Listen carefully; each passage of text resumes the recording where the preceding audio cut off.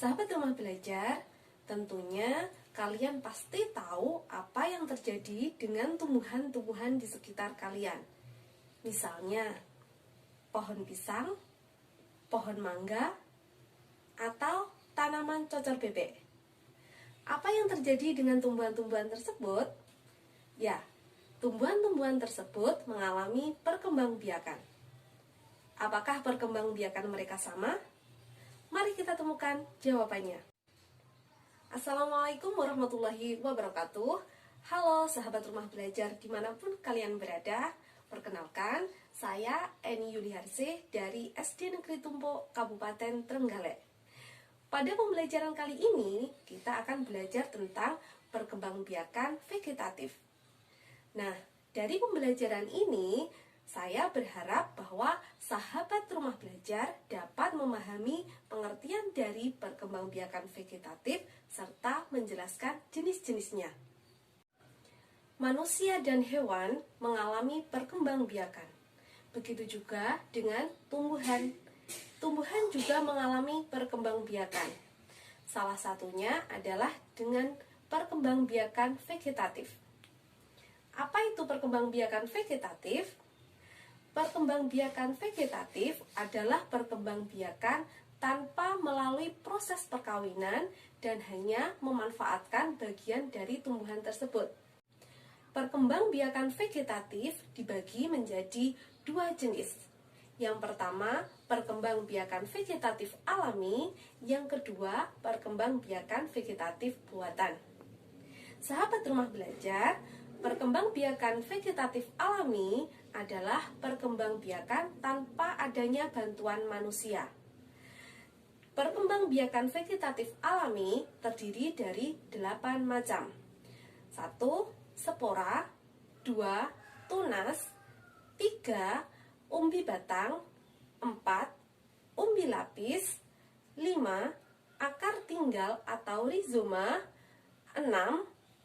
Tunas adventif, 7. Geragih, dan 8. Umbi akar. Yang pertama, spora. Spora adalah sel-sel yang terbungkus oleh lapisan tipis sebagai pelindung. Spora dikenal sebagai alat persebaran biji pada tumbuhan berpembuluh. Contohnya, lumut, tanaman paku, dan jamur. Yang kedua, tunas. Tunas adalah bagian tanaman yang tumbuh dalam tanah di sekitar induk tumbuhan sehingga akan membentuk rumpun. Misalnya tebu, bambu, dan pisang. Yang ketiga, umbi batang.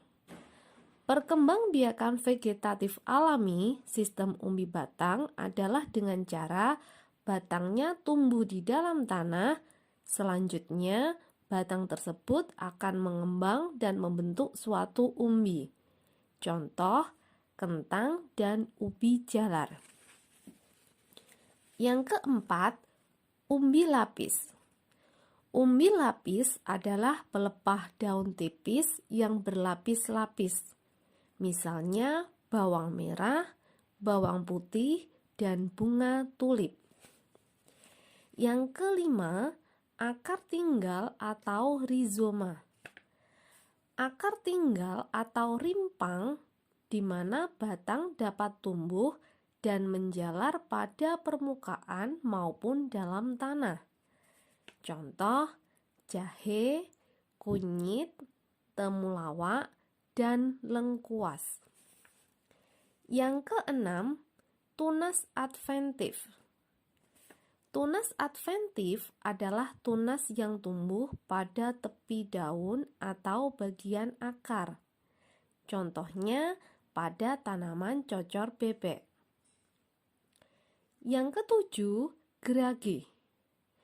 Geragih adalah batang yang tumbuh secara mendatar di bagian permukaan tanah dan pada bagian tumbuhan yang menyentuh tanah tersebut nantinya akan tumbuh akar. Contoh, stroberi, arbei, dan rumput. 8. Umbi akar. Umbi akar adalah akar yang dijadikan sebagai tempat untuk cadangan makanan. Contohnya tanaman wortel, singkong, dan lobak.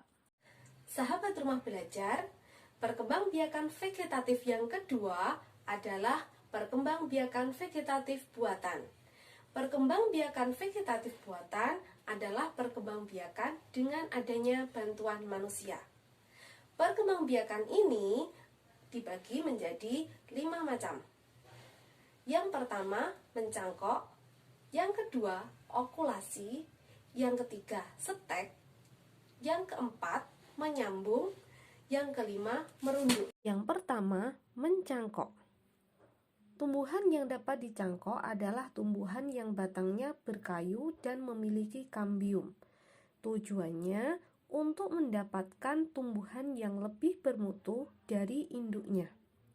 Keuntungan dari mencangkok adalah cepat berbuah, sifat sama dengan induknya, dan pohon tidak terlalu tinggi.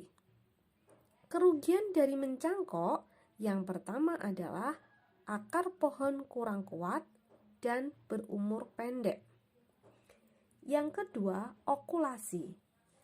Okulasi dapat dilakukan dengan cara menempel mata tunas pada batang tumbuhan sejenis yang akan dijadikan induk atau batang bawah. Yang ketiga, stek.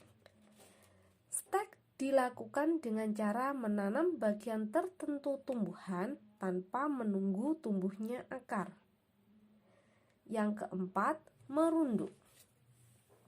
Merunduk dilakukan pada tumbuhan yang berbatang atau bercabang menjalar dengan cara merundukkan ke tanah agar tanaman yang merunduk dapat tumbuh akar.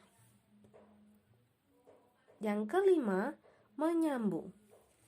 Menyambung bertujuan untuk menggabungkan sifat-sifat tanaman yang baik atau unggul. Menyambung adalah cara perkembangbiakan tanaman dengan menggabungkan dua batang tanaman sejenis. Bagaimana? Pastinya sahabat rumah belajar sudah memahami tentang perkembangbiakan vegetatif pada tumbuhan. Nah, demikianlah video pembelajaran kita hari ini. Sampai jumpa di video pembelajaran selanjutnya. Mari berbagi dan berkolaborasi, belajar bersama di portal Rumah Belajar. Wassalamualaikum warahmatullahi wabarakatuh.